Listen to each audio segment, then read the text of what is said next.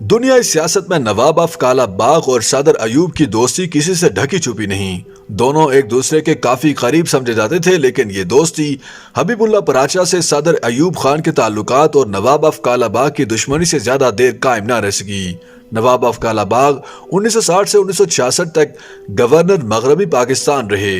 وہ صدر ایوب کے ذاتی دوستوں میں شامل تھے۔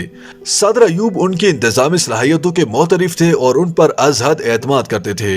جب صدر ایوب نے 2 جنوری 1965 کو عام انتخابات کا اعلان کیا تو مولانا بھاشانی نیشنل عوامی پارٹی کے صدر تھے، جنہوں نے محترمہ فاطمہ جناح کو اپنا امیدوار نامزد کیا۔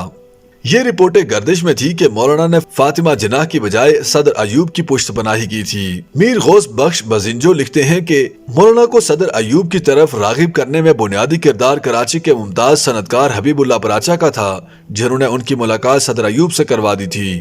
صدر ایوب نے محمود ہارون کو وزیر ہی اس لیے بنایا تھا کہ وہ اس نشست پر کنونشن مسلم لیگ کی جانب سے اپنے دوست خان بہادر پراچا کو منتخب کروانا چاہتے تھے، مگر انہیں یہ گمان نہیں تھا کہ وہ نواب آف کالا باغ کے حریف تھے اور نواب ہر قیمت پر ان کی شکست چاہتے تھے۔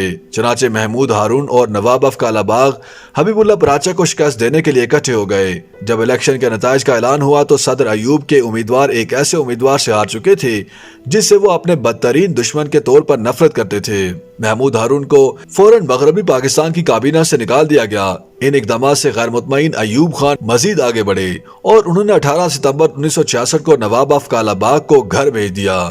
خان بہادر حبیب اللہ پراچا نے دریائے سندھ کے کنارے ایک چھوٹے مگر تاریخی اہمیت کے حامل گاؤں مکھڈ ضلع اٹک میں 1897 میں آنکھ کھولی۔ ان کا خاندان تجارت پیشہ تھا۔ حبیب اللہ پراچا کی عمر جب 14 سال ہوئی تو وہ گھوڑے پر سوار ہو کر شاہراہ ریشم سے ہوتے ہوئے پہلے کابل، مزار شریف اور پھر بخارا چلے گئے۔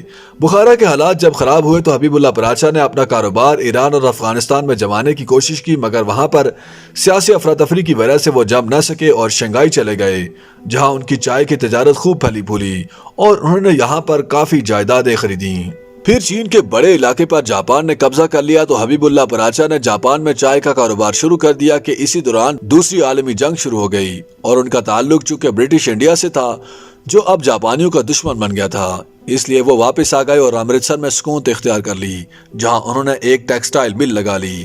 انگریز نے انہیں خان بہادر کا خطاب دے دیا۔ تقسیم کے وقت کراچی منتقل ہو گئے۔ حبیب اللہ پراچا مغربی پاکستان کی صوبائی اسمبلی کے ممبر بھی منتخب ہو گئے، جس کے بعد ان کی نظریں قومی اسمبلی پر تھیں۔ نواب آف کالا باغ ان دنوں پاکستان انڈسٹریل کارپوریشن کے چیئرمین تھے۔ انہوں نے حبیب اللہ پراچا کی کوئلے کی کانوں کی لیز کی تجدید کرنے سے انکار کر دیا تھا، جو کالا باغ کے قریب مکڑوال میں تھیں۔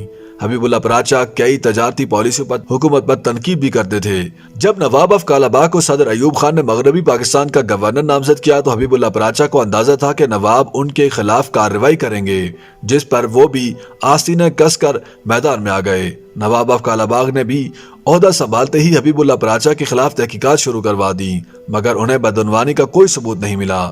صدر ایوب حبیب اللہ پراچا کو قومی اسمبلی کا ممبر منتخب کروا کر وفاقی وزیر بنوانا چاہتے تھے۔ اس کے لیے انہوں نے کراچی کے ضمنی انتخابات میں حبیب اللہ پراچا کو کنونشن مسلم لیگ کا ٹکٹ دے دیا، مگر نواب آف کالا باغ نے سازش کر کے انہیں ہروا دیا۔